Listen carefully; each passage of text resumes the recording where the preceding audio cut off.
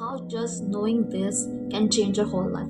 Know this not just for the psychology exams or understanding of psychology or the psychology purposes, but know this because it's necessary to know it, and that how it can change your own life. Erikson's psychosocial development theory is a theory that explains how a child's journey from infancy to the old age occurs, because so many things that the ancestors or our old generation have told us actually have deeply affected us, and that we are became the programmed and trained individuals. But just by knowing this theory, understanding this, how it affects us, can make us understand our own traumas and how it can change you. Your own traumas, you can heal your traumas, you can heal your own emotions. It can affect everything about you. Let's go on a journey with us.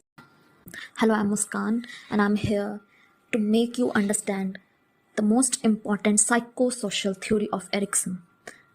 Let's unlock this life's puzzle.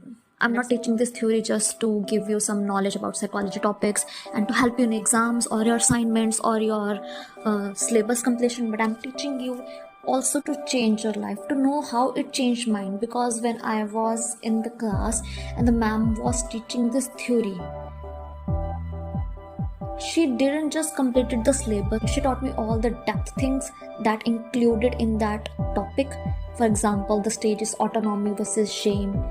She not just completed the upper thing, she told me in depth and how those things affect us in the adult life, how that affects us in trauma, and how that affects us in present life, and how it molds our behavior, how it reflects in our own personality and the way we present ourselves in the world, how it changes our own experiences of the life, in fact, actually, and also how we can change ourselves, how we can change ourselves to live a life worth living, how we can change ourselves to live a life worth living.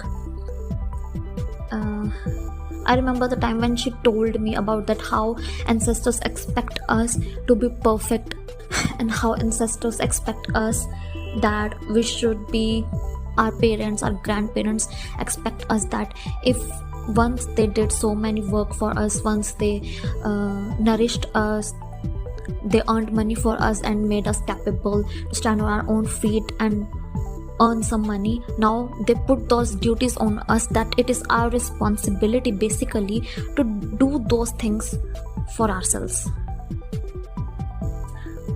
to do those exact same things for them, that we are obliged to perform those same duties for them, that we are obliged to take care of them financially, and that we have to take whole of family's income in our own hands, that we have to earn and provide food, that we have to sustain the whole family.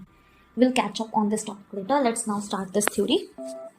First, in this video, we'll explore the theory of psychosocial development, the journey from infancy to old age, how a small child goes from infancy to old age, and how it affects their thoughts, their feelings, their confidence, and all of their whole personality, and how it impacts our identity and overall well-being. So, the first stage in this is known as trust versus mistrust. It starts in early years, during the first year of life, when the child is born after some months, or like 0 to 2 months, 0 to 5 months, or 6 months around, but mainly during the first year of life. Infants learn to trust or mistrust their caregivers, like their guardians who take care of them, their parents. They learn if they should trust them or mistrust them, and it affects them so greatly that it affects their relationships in the future, that whether they'll be healthy or unhealthy, whether they'll be full of pain and trauma or issues, or whether it'll be full of care, love, nurturance, nourishment, support, affection, and understanding, because everything starts from childhood.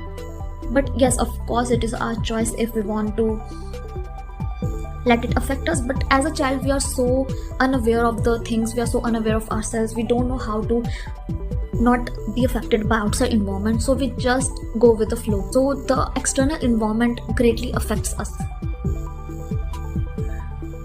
In this stage, trust versus mistrust, we learn whether we should trust the caregiver, or not just caregiver or guardians, but the other people also, like our friends, our grandparents, parents, our siblings, and all those things.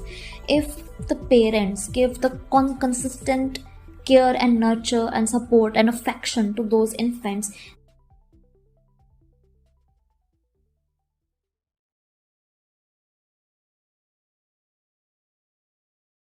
they develop a sense of security within them and confidence that they are secure. They don't have to feel insecure, that they are safe in that moment, they can be themselves, that they don't have to feel like low than the others, and that it's safe to express themselves and that they won't be punished at all. But if the family fails to do this and they neglect their children and they hurt them, whether emotionally or physically, or they just ignore them, their care, their needs, their wants, and the inconsistent care that is not regular, that can lead to mistrust and insecurity. They won't be able to trust their parents or siblings or anyone in their adult life.